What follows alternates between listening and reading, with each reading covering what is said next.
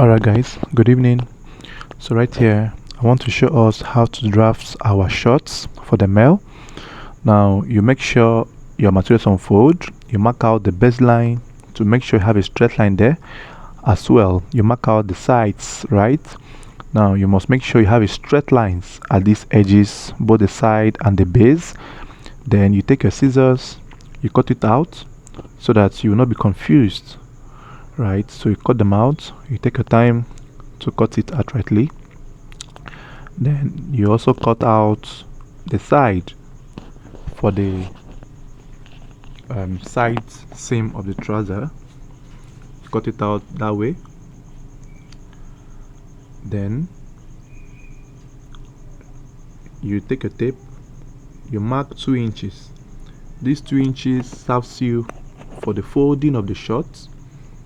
It must be 2, right? So you mark 2 inches.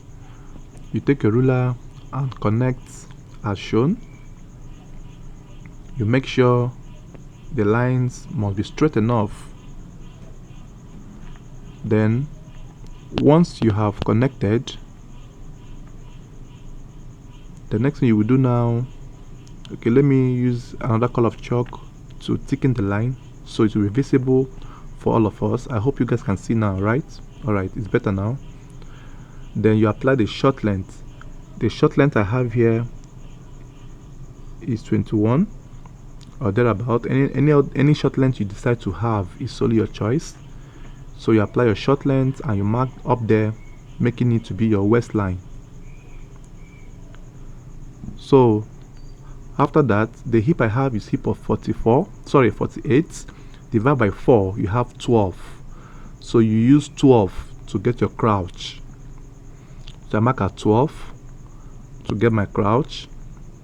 Then on that crouch line, you now apply your customer's hip measurement. Then instead of applying 12, I will apply extra 13 to make it to have a kind of a free effect on the person's body, right? So I mark at 13.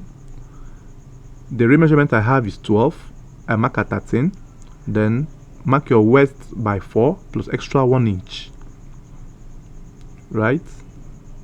So you connect the waist allowance to the real hip.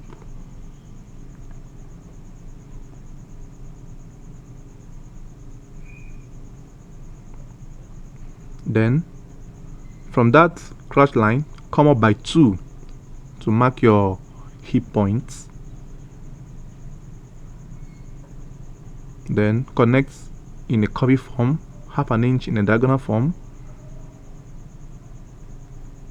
Then on the ankle, that's the knee, you mark your knee divided by 2. Now, because of the fact that if you connect that way, it will be so slanted or curvy. So I am avoiding it to be curvy. So I want to shift the ankle a bit. So I will come in by 1 or 1.5 or 2.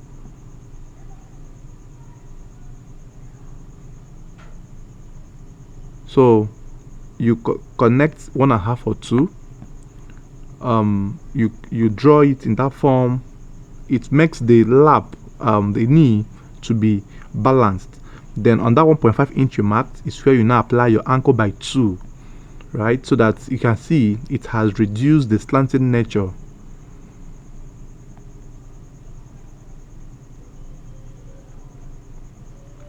So you now insert your pocket. I'm using 8 inches for this particular shot because it's going to be a bit free on my customer. At the up area, return 2.5. Then slant by half an inch for your waist slope.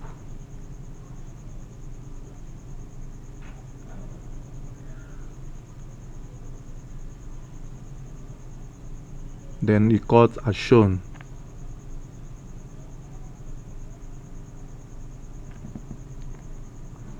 Then cut off from that 1.5 inch you came in with. This is optional though. You can decide to have your sides to be straight up. It's still okay. Then let me push it and cut very well. I hope you can still see. I hope I'm not blocking your view. then you cut from that line. Now the essence of showing you all these things is for us to be fully aware of how things are being done, so that you will not be confused when you're making yours. So you cut out the front piece, right? Then you fling it over the other way around. Then you notch your pockets half an inch inwards, notch at that point, and notch here as well, half an inch inwards. Then you bring your fabric front, then you turn over the shot the other way around. You place to cut the back. Don't forget that the back panel will be 2 inches bigger at the sides of this inner leg, and then 1.5 inch wider on the waist area, and then 2.5 inch high. That's in raising, right? I hope you can see properly, right?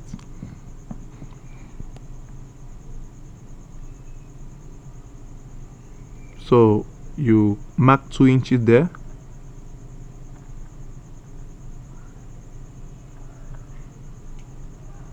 Then mark 2 inches as well.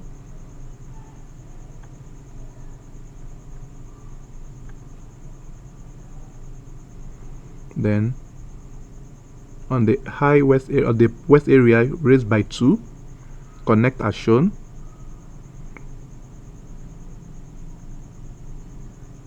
Then waist point mark at 1.5 for the waist allowance. Then mark 2, then connect accordingly.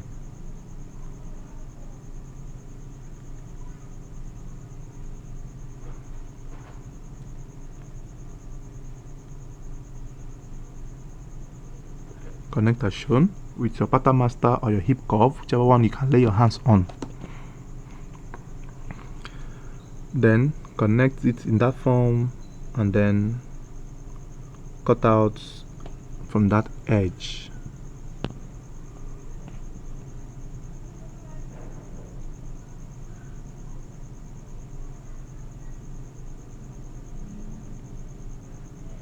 Then cut from here as well, and then cut it outrightly,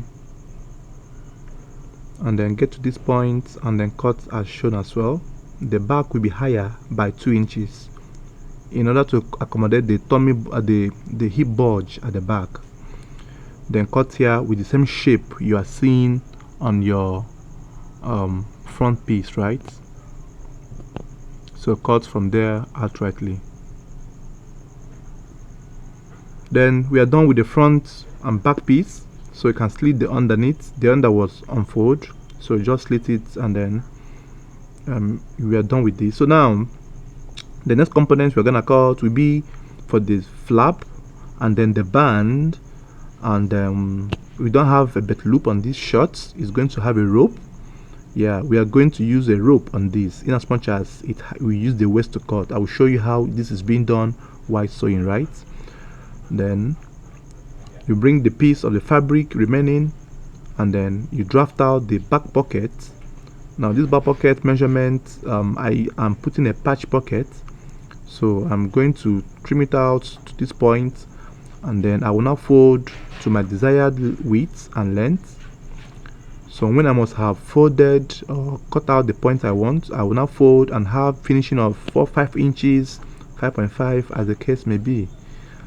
And then you can decide to make it to have a V shape at the down part, so just slash it out by 1 inch or thereabout. Then while folding, you now decide on the finishing of your folding. At cutting now, I have it to be 6.5 or 6.75, and then 8 inches. So let me trim up the excesses at the edge here. So now, after you must have done this now, this for the back pocket is a patch pocket. Then I'm going to cut out the band. Now the band will be 4 inches width by length of the waist measurement plus extra 5 to 7. So I have already folded, so you mark 4 inches from there. So I will follow the white line and cut out my band measurement. I will also gum with my cloth gum or paper gum, anyone you have. You can use it to gum it as well. It can serve.